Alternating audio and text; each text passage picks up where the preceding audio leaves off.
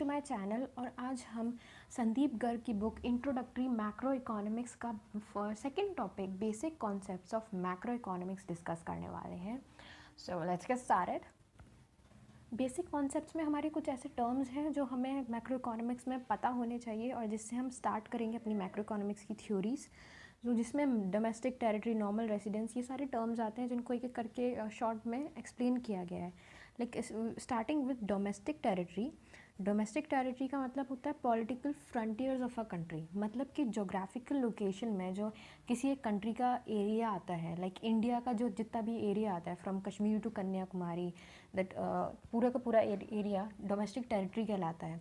और उसके साथ वो सारा एरिया भी डोमेस्टिक टेरिटरी कहलाता है जो कंट्री के अंदर होता नहीं है, लेकिन कंट्री से निकल के अलग अलग जगहों पर होता है। लाइक एम्बेसीज होती हैं, हमारे कंट्री की एम्बेसी अलग अलग कंट्रीज़ में है, हर एक अलग अलग कंट्रीज़ में, तो वो भी डोमेस्टिक टेरिटरी कहलाएगा। लाइक हमारी शिप्स हैं, हमारे प्लेन्स हैं, वो सारे अलग अलग कंट्रीज़ में ट्रैवल करते हैं।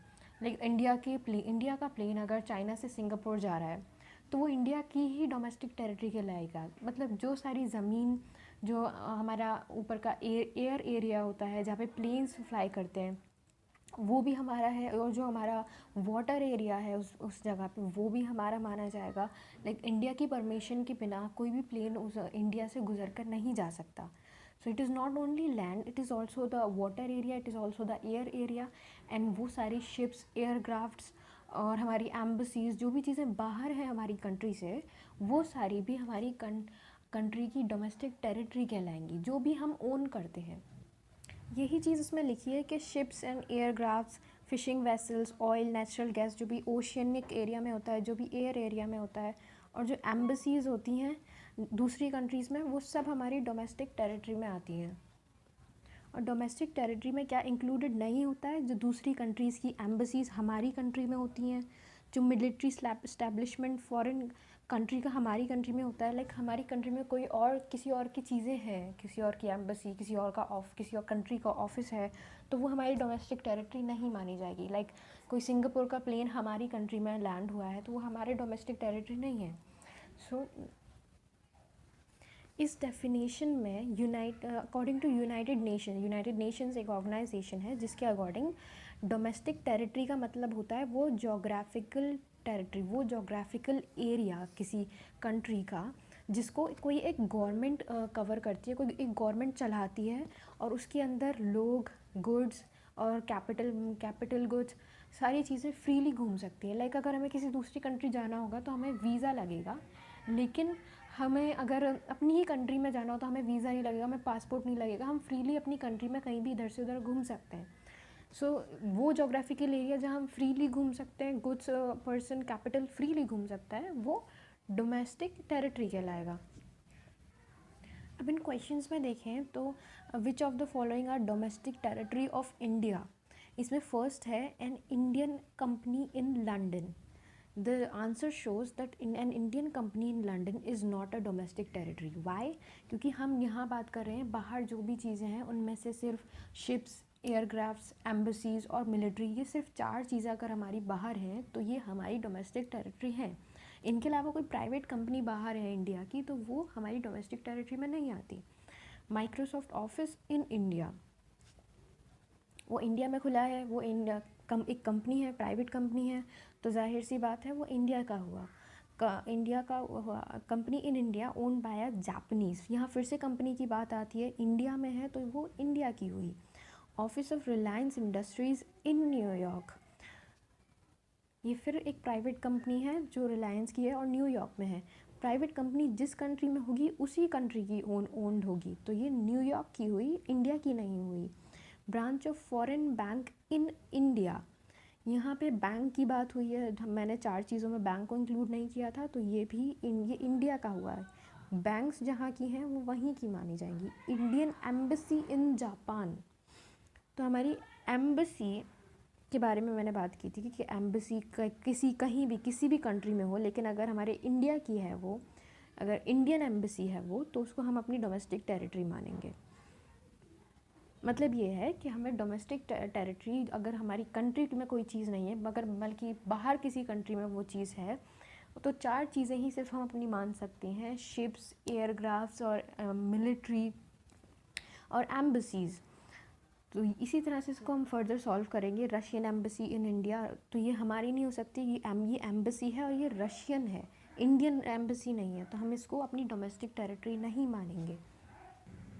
अब बात आती है कि that what is a normal residence. Normal residence of a country refers to an individual और an institution who ordinary resides in the country and who centre of economic interest also lies in that country. मतलब कि कोई ऐसा इंसान या कोई ऐसा institution जो हमारी कंट्री में रह रहा हो और उसका इकोनॉमिक इंटरेस्ट भी वही हो, मतलब वो जो कमा रहा है वो भी यहीं कमा रहा हो, उसकी अर्निंग भी उसी कंट्री में हो रही हो, then that is a normal residence of a country.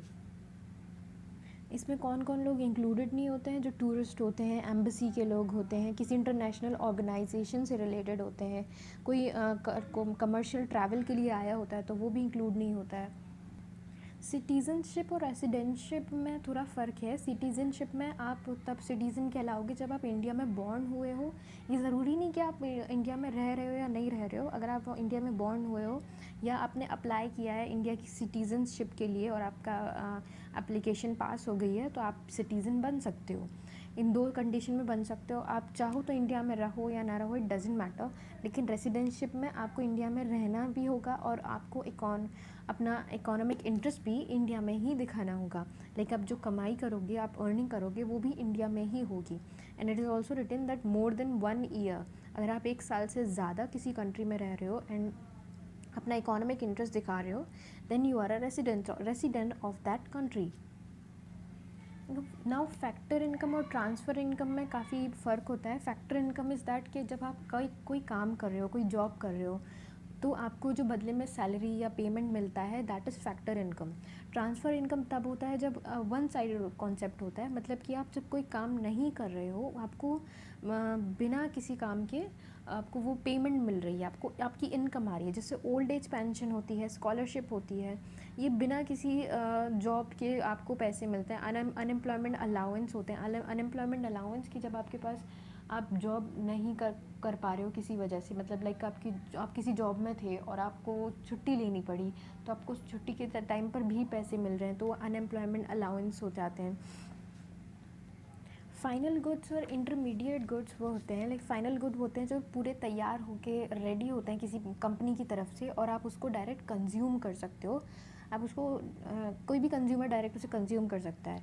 Intermediate good वो होते हैं जो किसी दूसरे गुड को बनाने के लिए हेल्पफुल होते हैं। लाइक कोई मशीन होती है, हमने कोई मशीन बनाई, उस मशीन की हेल्प से कोई गुड बनेगा, तो वो मशीन इंटरमीडिएट गुड है। अब कुछ इंपॉर्टेंट पॉइंट्स हैं इंटरमीडिएट गुड्स के बारे में। दैट इज़ कि इंटरमीडिएट गुड्स सिर्फ प्रोडक्शन लाइन, ये लाइन कह रही है कि इंटरमीडिएट गुड्स सिर्फ प्रोडक्शन लाइन में रहते हैं, एक प्रोडक्शन कंपनी से दूसरी प्रोडक्शन कंपनी के पास जाते हैं, क्योंकि उनका काम ही होता है कि वो किसी गुड को प्रोड्यूस करें। प्रोडक्ट इंटरमीडिएट गुड्स का काम होता है कि वो किसी भी गुड को प्रोड्यूस करें। They have derive demand, that means कि इनकी कोई डायरेक्ट डिमांड नहीं होती है। हम डायरेक्ट प्रोडक्शन की मशीन नहीं मांगते हैं, हम कोई प्रोडक्ट मांगते हैं तो इनकी डिमांड होती है। लाइक हमें कोई पेन बनाने की पेन चाहिए तो पेन की मशीन की डिमांड होने लग जाएगी। Then that is durable goods. Durable goods से मतलब है कि जो इंटरमीडिएट गुड होते हैं वो लॉन्ग टाइम तक चलने के लिए होते हैं, फ़ौरन एक बार यूज़ करके ये ख़त्म नहीं हो जाते हैं। लाइक आप कोई पेन बनाने की मशीन ख़रीदी है तो वो मशीन बहुत लॉन्ग टाइम तक चलेगी, आप बहुत लॉन्ग टाइम तक उसको यूज़ कर सकते हो, वो दैट इज़ वाई उसको ड्यूरेबल कहेंगे। Value of intermediate good is merge with the value of final good. Like मान लो कंपनी को कोई चेयर बनानी थी, उस चेयर को बनाने के लिए कंपनी ने वुड ख़रीदा, वुड आया 500 रुपये का, और जो चेयर बनी वो थी 500 रुपये की, 500 रुपये उसकी वैल्यू थी, तो 500 1000 रुपये की वो चेयर वो सेल होगी। सो इस तरह से हम जो इंटरमीडिएट गुड की वैल्यू होती है, जितने में उसको ख़रीदा होता है, वो वैल्यू हम अपनी फ़ाइनल गुड के प्राइस के साथ ऐड कर देते हैं। ऑन दिस पेज हमें शो किया गया है कि जब तक ये गुड प्रॉपर प्रोड्यूस हो रहा है कंजम्पशन के लिए, कंज्यूमर के कंज्यूम करने के लिए, तब तक ये प्रोडक्शन बाउंड्री में रहेगा, ये प्रोडक्शन बाउंड्री कहलाएगा। Like farmer A produces cotton what 2000, तो वो पहले फार्मर ने कुछ बनाया, फिर उसका थ्रेड बना, फिर उसका क्लोथ बना, तो जब तक वो बन रहा है वो प्रोडक्शन बाउंड्री कहलाएगा। तो ये था मैक्रो के सेकंड यूनिट का पार्ट 1। अगर आपको ये वीडियो पसंद आए तो लाइक कीजिए, शेयर कीजिए और प्लीज़ सब्सक्राइब कीजिए।